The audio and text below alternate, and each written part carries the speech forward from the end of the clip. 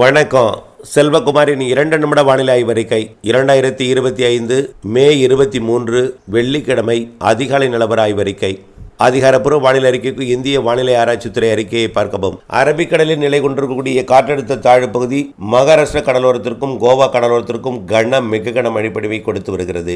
அரபிக்கடலில் நீடித்துக் கொண்டிருக்கக்கூடிய இந்த காற்றழுத்த தாழ்வு பகுதி தொடர்ந்து நன்கமைந்த காற்றழுத்த தாழ்வு பகுதியாகவும் மண்டலமாகவும் தீவிரமடையலாம். ஆனால் ஓமன் நோக்கி பயணிக்க வாய்ப்பில்லை. மகாராஷ்டிரா கோவா இடைப்பட்ட பகுதியிலேயே தீவிரமடைந்து மகாராஷ்டிரா வழியாக உள்ளே நகர இருக்கிற காரணத்தினாலே காற்று குவிதல் என்பது கன்னியாகுமரி முதல் மகாராஷ்டிராவின் மும்பை மற்றும் சூரத் வரைக்கும் கூட காற்று குவிதல் ஒட்டுமொத்த அரபிக்கடலோர மாநிலங்களில் கண்டிப்பாக இருக்கும். இன்றைக்கு வங்கக்கடலிலே ஒரு காற்று சுழற்சி உருவாகி இருக்கிறது. இது 27ஆம் தேதி தாழ்வு பகுதியாகி வடக்கு வங்கக்கடல் பகுதியை நோக்கி பயணிக்கும். இதனால இன்றைக்கும் நாளைக்கும் கிழக்கு காற்று தமிழ்நாட்டின் ஊடாக வங்கக்கடலின் கிழக்கு பகுதியை நோக்கி தென்கிழக்கு பகுதியை நோக்கி பயணிக்கும் என்பதனால இன்றைக்கு தமிழ்நாட்டிலே மேற்கு தொடர்ச்சி மலைப்பகுதிகளில் மதியம் ஆங்காங்கே தொடங்கும் மழை மாலை இரவிலே டெல்டா மாவட்டங்கள் தென்கடலோரம் மற்றும் வடகடலோரம் வரைக்கும் அனைத்து மாவட்டங்களுக்கும் ஒதுக்கி ஆங்காங்கே மழைப்பொழிவை கொடுக்கும் வகையில் வானிலை அமைப்பை ஏற்படுத்தும். நாளைக்கு இன்றைய மழைப்பொழிவில் பாதியாக மழைப்பொழிவு ஒரு சில இடங்களில் இருக்கும். பிறகு இன்றிலிருந்து தொடங்கும் தென்மேற்கு பருவமழை நாளை வலுத்த தென்மேற்கு பருவமழையாக பொழியும். வரக்கூடிய 31ஆம் தேதி வரை